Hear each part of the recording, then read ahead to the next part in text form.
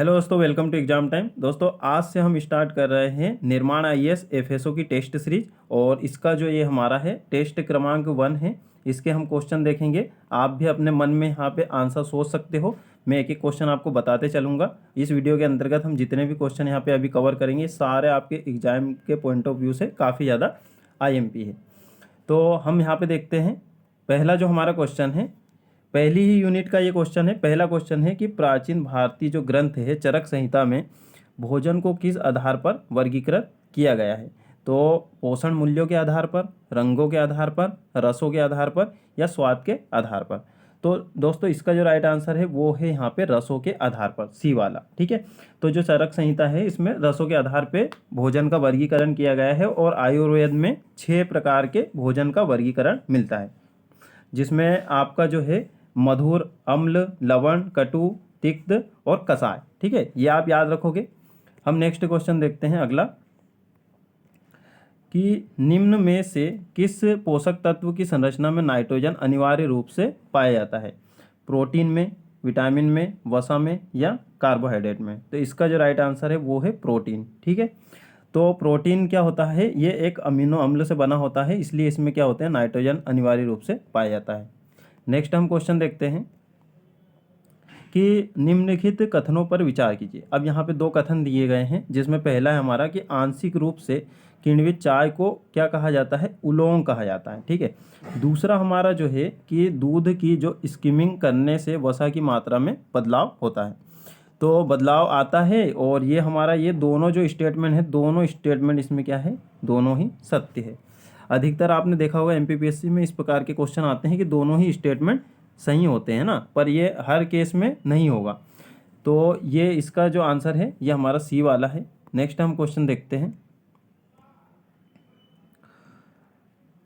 खाद्य सुदृढ़ीकरण या फूड फोर्टिफिकेशन के संदर्भ में निम्नलिखित में से कौन सा जो कथन है वो असत्य है। यहाँ पे जो क्वेश्चन पूछा जा रहा है असत्य है, ये आपको ध्यान रखना है। क्वेश्चन को पहले ध्यान से पढ़ना है। तो इसके हम यहाँ पे ऑप्शन देखते हैं कि खाद्य सुदृढ़ीकरण से ऐतिहासिक साक्ष्य जो मिला है वो आहार नामक ताम्र पाषाणकालीन स्थल से प्राप्त हुए हैं। तो ये हमारा जो है स्टेटमेंट ये बिल्कुल सही है। खाद्य पैकेज पर +F चिन्ह फोर्टिफाइड खाद्य पदार्थों को दर्शाया जाता है। ठीक है। तो जो भी फोर्टिफाइड खाद्य पदार्थ रहते हैं उनके पैकेट पे आप देखोगे तो +F का आपको साइन वहाँ पे नजर आएगा। अब बात करते हैं जो तीसरा हमारा स्टेटमेंट है कि खाद्य पदार्थों के पोषण मूल्य को बढ़ाने के लिए प्रयुक्त जो प्रक्रिया का नाम है वो जैव आवर्धन है। तो ये हमारा हो जाता है असत्य। ठीक है। तो जो खाद्य पदार्थों के पोषण मूल्य को बढ़ाने के लिए प्रयुक्त प्रक्रिया का जो नाम है उसका नाम है फूड फोर्टिफिकेशन। ठीक है, ये आपको ध्यान रखना है, ना कि जैव आवर्धन। तो इसमें जो हमारा सी वाला राइट आंसर रहेगा। अब ये जोड़ी मिलाने वाला क्वेश्चन है कि कुछ वैदिक शब्दावलियाँ दी गई है और खाद्य पदार्थ दिए गए हैं, तो वैदिक शब्दावली को खाद्य पदार्थ से आपको मैच करना है। ठीक। तो देखिए इसको क्या करना, आपको जो जो चीज़ें आ रही हैं उनका आप यहाँ पे मैच कर सकते हो। जैसे कि आप देखोगे जो अनूप है, तो अनूप है रोटी से संबंधित है ना। तो इसको इस तरीके से याद रख सकते हो कि भाई जो अनूप है उसको रोटी काफ़ी ज़्यादा पसंद है, रोटी खाता है। ठीक। एक अपूप है, तो अपूप जैसे आपको पीछे पा दिख गया तो यहाँ पे पुआ। ठीक है। तो ये किससे संबंधित है, पुआ से। तो इस तरीके से भी आप याद रख सकते हो। और उसके बाद में जो मंद है, ठीक है, तो जो मंद है वो है धान का सत्तू। तो इसको इस तरीके से भी याद रख सकते हो। जैसे यहाँ पे धनुष का इसमें आ गया, इसमें भी आ गया, इस तरीके से आप मेल मिलाप कर सकते हो। कुछ चीज़ों को याद रखने की ट्रिक है ये। और जो मान है वो उड़द है, तो उड़द की दाल का क्या बनता है, मान बनता है। तो इस तरीके से आप यहाँ पे जोड़ी मिला सकते हो। जैसे कि यहाँ पे 1 का क्या आ जाएगा, 2 आ जाएगा। तो 1 का ये अपना 2 दो ऑप्शन में अपन को मिल रहा है। उसके बाद में बी वाले का 1 आ जाएगा, तो ये भी अब यहाँ 2 में मिल गया है। ठीक है। उसके बाद में सी का क्या आ गया है, सी का आ गया है 4 और डी का क्या आ गया है 3। तो इस तरीके से जो अपना राइट आंसर हो जाता है तो ये ए वाला हो जाता है। नेक्स्ट क्वेश्चन पे बढ़ते हैं। निम्नलिखित में से कौन सा सुमेलित नहीं है। ये चीज़ें आपको यहाँ पे बहुत ही ध्यान से पढ़ना रहती है। तो देखिए जो मोदक पुलाव है, जैसे एक मैंने वीडियो बनाया था इसमें बताया भी था मोदक पुलाव किससे संबंधित है, जम्मू कश्मीर से। उसके बाद में सांपा थुक्पा, ठीक है, सांपा और थुक्पा किससे संबंधित है, ये लद्दाख केंद्र शासित प्रदेश से संबंधित है। और उसके बाद में जो नेक्स्ट है कि बाजरे की जो खिचड़ी है, बाजरे की खिचड़ी आपकी पंजाब से संबंधित नहीं है, ये कहाँ से संबंधित है, हरियाणा से। ठीक है, ये आपको याद रखना है, हरियाणा। और जो रुगरा है वो है झारखंड। तो हमारा जो इसका राइट आंसर हो जाता है वो क्या हो जाता है, बाजरे की खिचड़ी यहाँ पे सुमेलित नहीं है। नेक्स्ट क्वेश्चन देखते हैं कि अनाज, आलू और पास्ता समूह किसका अच्छा स्रोत है। अनाज, आलू और पास्ता समूह किसका अच्छा स्रोत है, कार्बोहाइड्रेट, विटामिन सी, कैल्शियम या फिर विटामिन डी। देखिए विटामिन डी नहीं होगा, आपको पता है सूर्य की किरणों से विटामिन डी मिलता है, इसमें पूरा खट्टापन रहता है। विटामिन सी में ये भी नहीं होगा, तो ये दो ऑप्शन हमारे यहाँ पे एलिमिनेट हो गए। ठीक है, और तो हमारा जो इसका जो राइट आंसर होगा वो क्या होगा, कार्बोहाइड्रेट। ठीक है, कैल्शियम काय में आपका दूध वगैरह में, इन चीज़ों में मिलता है। तो ये देखें यहाँ पे इसका जो राइट आंसर हो गया, क्या हो गया, कार्बोहाइड्रेट। ठीक, आगे बढ़ते हैं। खाद्य घटक जो स्वास्थ्य को बनाए रखने और शरीर के विकास में योगदान करने के लिए आवश्यक है, उन्हें क्या कहा जाता है। तो उन्हें क्या कहोगे, उन्हें स्टार्च कहोगे, क्योंकि यहाँ बात हो रही कि स्वास्थ्य भी बनाए रखना है, शरीर के विकास में भी योगदान देना है, यानी कि शरीर के जो विकास की आप बात करोगे तो फिर आपका यहाँ पे प्रोटीन, विटामिन, ये चीज़ें आ जाएंगी, है ना। पर यहाँ पे स्वास्थ्य भी बनाए रखना है, तो इसका जो राइट आंसर है वो क्या होगा दोस्तों। देखिए यहाँ ऑप्शन में क्या दिया है, स्टार्च, पोषक तत्व, विटामिन और स्कर्वी। तो इसका जो राइट आंसर होगा ये होगा पोषक तत्व। तो पोषक तत्व में क्या सारी चीज़ें आ जाती हैं, कार्बोहाइड्रेट, प्रोटीन, वसा, विटामिन, खनिज, ये सारी चीज़ें क्या है, पोषक तत्व में आ जाती है। ठीक है, नेक्स्ट हम देखते हैं, नेक्स्ट जो क्वेश्चन है हमारा, कार्बोहाइड्रेट का ग्लाइसेमिक इंडेक्स क्या है। तो कार्बोहाइड्रेट का जो ग्लाइसेमिक इंडेक्स है ये क्या दर्शाता है, यहाँ पे ये क्वेश्चन पूछना चाह रहा है। तो देखिए एक एक ऑप्शन अपन चेक करते हैं। तो पहला है कि यहाँ दर्शाता है कि इसे किस अन्य पोषक तत्व के साथ लिया जा रहा है, और बी वाला है कि यहाँ दर्शाता है कि कार्बोहाइड्रेट कितनी जल्दी रक्त शर्करा के स्तर को बढ़ाता है। ठीक है, और सी वाला है यहाँ दर्शाता है कि कार्बोहाइड्रेट कितनी जल्दी पचता है, और डी वाला है कि इनमें से कोई नहीं। तो दोस्तों इसका जो राइट आंसर होगा वो होगा हमारा बी वाला। ठीक है, तो ये क्या करता है कि कार्बोहाइड्रेट का ग्लाइसेमिक इंडेक्स जो होता है, ये कार्बोहाइड्रेट कितनी जल्दी रक्त शर्करा के स्तर को बढ़ाता है, तो ये इस चीज़ को नापने का कार्य करता है। ठीक है, और कभी जैसे आप देखोगे तो यहाँ पे जो चीज़ों को ज़्यादा समझाया जा रहा है, ज़्यादा एक्सप्लेन किया जा रहा है ना, तो वो क्या ऑप्शन क्या होता है, थोड़ा बड़ा हो जाता है, तो वो भी आंसर रहता है जब आपको ना आए तब। बाकी आपको इसमें रिस्क नहीं लेना है, इसलिए क्योंकि इसमें है नेगेटिव मार्किंग। नेक्स्ट क्वेश्चन देखते हैं कि खाद्य अनुप्रयोग के लिए सबसे महत्वपूर्ण सेल्यूलोज व्युत्पन्न है, तो वो कौन सा है, कार्बोक्सी मिथाइल सेल्यूलोज या माइक्रोक्रिस्टली सेल्यूलोज या हाइड्रोपॉक्सी प्रोपाइल मिथाइल सेल्यूलोज या फिर मिथाइल सेल्यूलोज। तो दोस्तों इसका जो राइट आंसर है वो हमारा कार्बोक्सी मिथाइल सेल्यूलोज। ठीक है, कौन सा है, ए वाला, ए वाला है। तो ये क्या करता है कि यहाँ एक सेल्यूलोज है जो खाद्य योजक या फूड एडिटिव्स को क्या करता है, प्राकृतिक सेल्यूलोज से ये प्राप्त किया जाता है ना। खाद्य पदार्थों में स्थिरता, बनावट और उसकी सेल्फ लाइफ बढ़ाने और उसको सुधारने के काम में ये आता है, कार्बोक्सी मिथाइल सेल्यूलोज। तो ये आप एक्स्ट्रा चीज़ें याद रख सकते हो। नेक्स्ट हम देखते हैं, हमारा नेक्स्ट क्वेश्चन है 11 नंबर का क्वेश्चन है कि मानव शरीर के लिए ऊर्जा का मुख्य स्रोत कौन सा है। क्या प्रोटीन से ऊर्जा मिलती है, क्या नहीं, विटामिन से ऊर्जा मिलती है, नहीं, खनिज से भी नहीं मिलती है, तो किससे मिलती है फिर, कार्बोहाइड्रेट से। तो कार्बोहाइड्रेट से हमें क्या मिलती है, काफ़ी ज़्यादा ऊर्जा मिलती है, और एक वसा से भी मिलती है। पर अगर वसा कार्बोहाइड्रेट दोनों दिया जाए तो आप कार्बोहाइड्रेट आंसर टिक करोगे। तो ये ऊर्जा प्रदान करता है, प्रोटीन क्या करता है, शरीर की क्या करता है, मरम्मत करता है, विटामिन वृद्धि करता है शरीर की, और खनिज क्या करता है, जो हमारी चयापचय क्रियाएं होती हैं उसको नियंत्रित करता है ना, या फिर उसको सुगम बनाता है। नेक्स्ट हम देखते हैं कि शरीर में उचित द्रव संतुलन बनाए रखने के लिए महत्वपूर्ण खनिज कौन सा है। शरीर में उचित द्रव संतुलन बनाए रखने के लिए कौन सा है महत्वपूर्ण खनिज, आयरन, कैल्शियम, सोडियम या जिंक। तो इसका जो राइट आंसर है वो है सोडियम। ठीक है, ये क्या करता है, सोडियम को हम क्या बोलते हैं, NaCl। ठीक है, नमक NaCl। तो ये क्या करता है कि अम्ल व क्षारीय स्थिति रहती है शरीर की, उसको क्या है, संतुलित बनाए रखने में ये सहायता करता है। और अगर सोडियम ज़्यादा हो जाता है तो आप यहाँ पे एक्स्ट्रा चीज़ आप याद रखोगे कि अगर हमारे शरीर में ज़्यादा हम सोडियम ग्रहण करने लग जाएं तो हृदय रोगों की संभावना बढ़ जाती है। और अगर इसकी कमी हो जाए शरीर में तो हमें क्या क्या चीज़ें हो सकती है, जैसे दस्त हो गया, उल्टी हो गई, है ना, और थकावट का हमें अनुभव होने लगता है, और घेंगा रोग भी हो जाता है। नेक्स्ट हम देखते हैं, नेक्स्ट क्वेश्चन है कि भारत का पहला फल और सब्जी प्रसंस्करण कारखाना कब स्थापित किया गया था। तो ये दोस्तों फैक्चुअल क्वेश्चन है, ये आपको डायरेक्ट याद रखना है। देखिए क्या क्या ऑप्शन में दिया है कि 1935, 1945, 1955, 1965। तो इसका जो राइट आंसर है वो है 1935।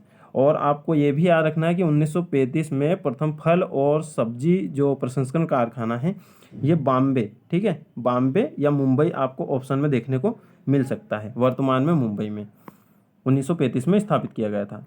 नेक्स्ट क्वेश्चन देखते हैं कि केंद्रीय खाद्य प्रौद्योगिकी अनुसंधान संस्थान की स्थापना कहाँ की गई थी। तो ये हमारे ऑप्शन है लुधियाना, त्रिवेंद्रम, मैसूर या लखनऊ।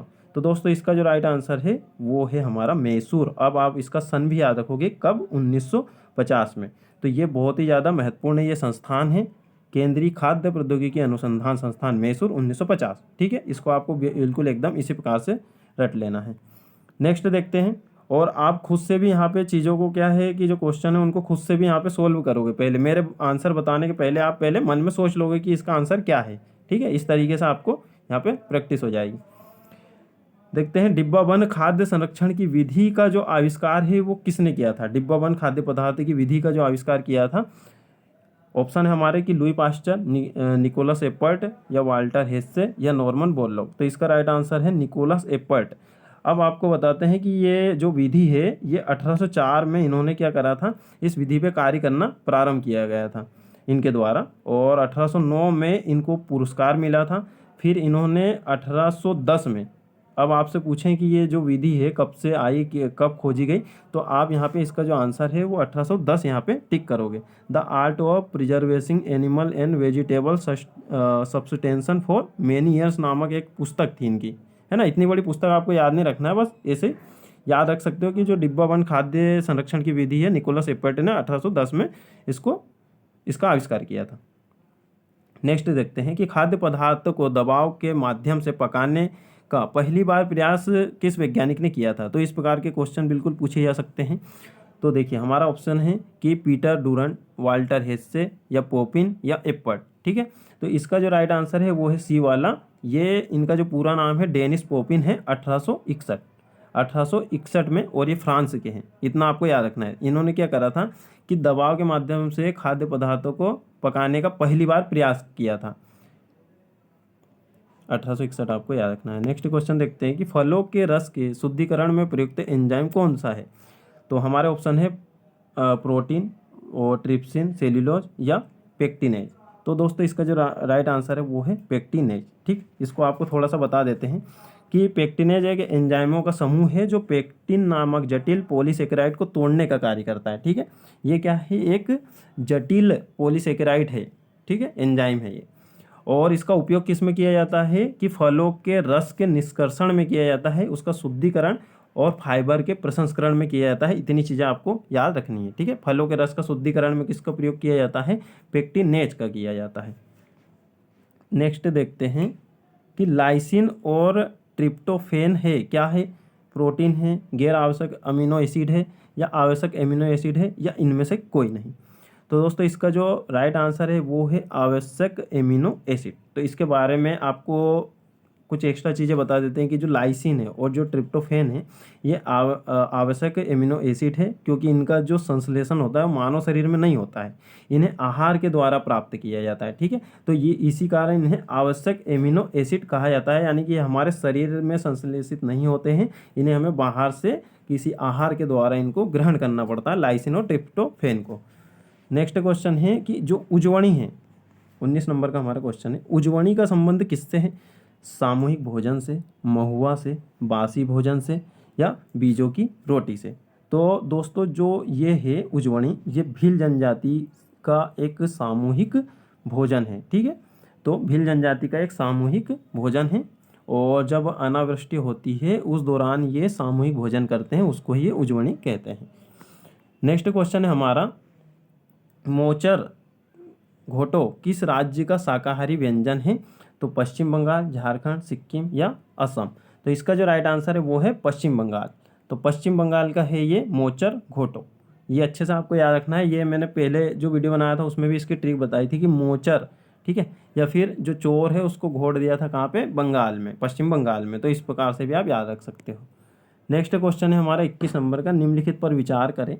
हमें यहाँ पे चीज़ें दी गई हैं कि सूखा मिलाना, जलीय विलयन, आसंजन और लेपित या पॉलिश करना, उपयुक्त में से कौन सी खाद्य सुदृढ़ीकरण या फूड फोर्टिफिकेशन की प्रमुख विधियां हैं। तो देखिए, सूखा भी मिलाया जाता है, जलीय विलयन भी मिलाया जाता है, आसंजन विधि के द्वारा भी खाद्य पदार्थों को सुरक्षित रखा जाता है और पॉलिश करके भी रखा जाता है। आपने देखा होगा दाल वगैरह पे पॉलिश किया जाता है। तो इसका जो हमारा राइट आंसर हो जाता है, मतलब कि चारों ही है, तो इसका राइट आंसर है डी, उपयुक्त सभी। नेक्स्ट क्वेश्चन देखते हैं कि ताड़ी निम्नलिखित में से किस जनजाति का मुख्य पेय पदार्थ है। गोंड जनजाति, भील जनजाति, भारिया जनजाति या कोरकू जनजाति। तो दोस्तों ये जो ताड़ी है ये भील जनजाति का हमारा मुख्य पेय पदार्थ है, ये आपको अच्छे से याद रखना है, ठीक है। अब देखिए नेक्स्ट क्वेश्चन है कि रासायनिक खाद्य परिरक्षक के संदर्भ में असत्य कथन का चयन कीजिए। असत्य कथन हमको यहाँ पे बताना है। अब सत्य पूछ रहा है, असत्य पूछ रहा है, यह आपको बहुत ही बारीकी से यहाँ पे एग्जाम में पढ़ना है, ठीक है। तो देखिए क्या दिया है कि बेंजोएट और सोर्बेट अम्लीय माध्यम से प्रभावी होते हैं, इनका उपयोग फलों के पेय व पाश्चुरीकृत पेय पदार्थों में किया जाता है। तो बिल्कुल ये सत्य है ना। अभी असत्य पूछ रहे हैं यहाँ पे। नेक्स्ट है हमारा कि नाइट्राइट प्रसंस्करण मांस को संरक्षित करने में उपयोग नहीं किया जाता है। तो क्या बोल रहे हैं कि नाइट्राइट प्रसंस्कृत का मांस को संरक्षित करने में प्रयोग नहीं किया जाता। देखिए अभी इसके बारे में हमको नहीं ज़्यादा जानकारी है ना। और ये थोड़ा सा हमें जो सेंटेंस लग रहा है नेगेटिव भी लग रहा है। उसके बाद में सोर्बिक एसिड और सोर्बेट्स गैर विषैले और शरीर द्वारा चयापचित होते हैं, ठीक। नेक्स्ट है हमारा लास्ट वाला कि बेंजोइक एसिड का जो उपयोग होता है जैम, जेली, अचार आदि खाद्य पदार्थों के लिए किया जाता है। तो इसका जो राइट आंसर है ये हमारा है बी वाला कि नाइट्राइट प्रसंस्कृत मांस को संरक्षित करने में उपयोग नहीं किया जाता है, ठीक है। तो ये हमारा क्या है, असत्य है, क्योंकि किया जाता है। तो देखिए यहाँ पे आपको 3 जो है पॉजिटिव स्टेटमेंट दिखे, एक आपको नेगेटिव स्टेटमेंट दिखा, ठीक है। ये हमारा नेगेटिव दिखा, बाकी ये हमारे जो 3 है ये पॉजिटिव दिखे। तो इस प्रकार से भी आप पहचान सकते हो कि एग्जामिनर ने यहीं कुछ गलती की है। पर ये आपको रिस्क जब लेना है जब आपके जो क्वेश्चन है, जो मतलब आपको जितने सही करने थे उतने आपने सही कर दिए हैं, तो 2-4 क्वेश्चनों में आप इस प्रकार का रिस्क ले सकते हो, ठीक है। नेगेटिव मार्किंग है इसलिए। नेक्स्ट देखो कि चाक हाव खीर, काले चावल का हलवा किस राज्य की पारंपरिक मिठाई है। मणिपुर, उसके बाद में मेघालय, मिजोरम या त्रिपुरा। तो देखिए यहाँ पे 3 ऑप्शन एक प्रकार के दे रहे हैं। तो इस प्रकार से भी एग्जामिनर के द्वारा क्वेश्चन बनाए जाते हैं। जैसे यहाँ मणिपुर, मेघालय, मिजोरम है ना, तो ये इन राज्यों में हम थोड़े से कन्फ्यूज हो जाते हैं। तो आपको इन राज्यों के जो विशेष भोजन है वो अच्छे से याद रखना है। इसका जो राइट आंसर है वो है मणिपुर। नेक्स्ट हम क्वेश्चन देखते हैं कि निम्नलिखित में से कौन सा बी समूह विटामिन हमारे शरीर में संग्रहित किया जा सकता है। तो vitamin B1, vitamin B2, vitamin B6 या विटामिन B12, ठीक है। तो इसका जो राइट आंसर है, इसका राइट आंसर है डी वाला विटामिन B12, जिसको साइनोकोबालामिन भी कहा जाता है, ठीक है। इसका रासायनिक नाम क्या है, साइनोकोबालामिन। तो ये हमारे अभी 25 क्वेश्चन हो गए हैं। तो इस प्रकार से आपको जितने भी निर्माण आईएएस के अभी जितने भी टेस्ट हुए हैं सारे क्वेश्चन आपको करवा देंगे। मिलते हैं फिर नेक्स्ट वीडियो में।